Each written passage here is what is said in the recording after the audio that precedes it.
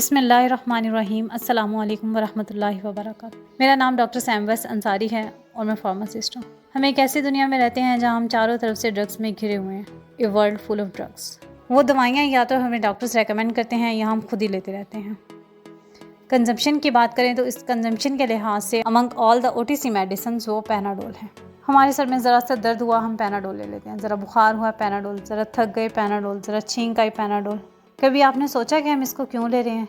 जो मेडिसिन हम आए रोज़ बग़ैर जाने बग़ैर सोचे दिन रात ले रहे हैं, कहीं हमें अंदर ही अंदर से ख़त्म तो नहीं कर देगी? तो चलें हम पैनाडोल का पूरा ओवरव्यू लेते हैं। पैनाडोल एक्चुअली पैरासीटामोल का ब्रांड नेम है। ये एंटीपायरेटिक, एनाल्जेसिक और NSAID क्लास ऑफ ड्रग से बिलोंग करती है। इसको क्यों लिया जाता है? जैसे कि पहले हमने कहा कि ये एंटीपायरेटिक है, एनाल्जेसिक है। एंटीपायरेटिक बुखार कम करती है, एनाल्जेसिक दर्द कम करती है।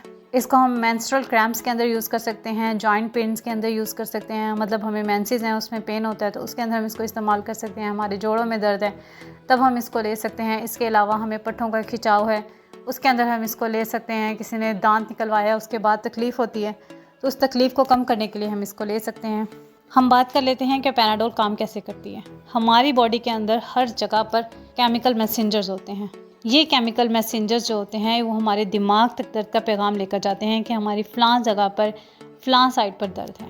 उसके बाद दिमाग अपना एक पैगाम भेजता है जिसकी वजह से हमें दर्द महसूस होता है। पैरासीटामोल या पैनाडोल इन तमाम मैसेंजर्स को ब्लॉक कर देती है। इसके बाद अगर हम इसकी सेफ्टी की बात कर लेते हैं तो it has an exemplary safety record with normal therapeutic use. इसका मतलब ये है कि अगर हमें इतना मालूम है कि इसकी सही कितनी खुराक है, किस तरह से लेनी है, तो ये हमें कभी किसी किस्म का कोई नुकसान नहीं पहुंचा सकती। पैरासीटामोल की एग्जैक्ट नॉर्मल थेरेप्यूटिक डोज है क्या? 1 से 2 टैबलेट हर 4 से 6 घंटे के बाद हम ले सकते हैं। एक दिन के अंदर मतलब 24 आवर्स के दौरान हमने 8 टैबलेट से ज़्यादा एक्सीड नहीं करना।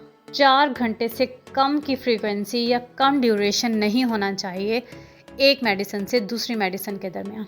हम पैरासीटामोल या पैनाडोल को किसी ऐसी दवाई के साथ नहीं लेंगे जिसमें पहले से ही पैनाडोल शामिल हो।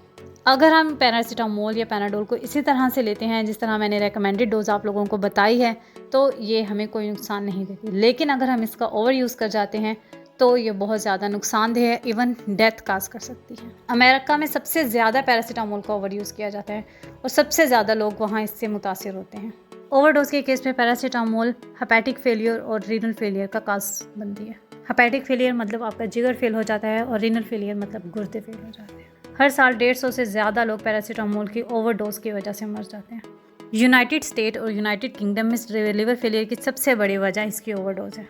इंग्लैंड और वेल्स में 1989 से 1990 तक यानी एक साल के अंदर 41,200 केसेस रिपोर्ट हुए, जिसमें से मोरालिटी रेशियो यानी डेथ रेट 0.40% रहा। एक अंदाजे के मुताबिक 150 से 200 लोग हर साल इंग्लैंड और वेल्स में पैनाडोल या पैरासीटामोल की पॉइजनिंग की वजह से मर जाते हैं। And 15 to 20 peoples have to transplant their liver.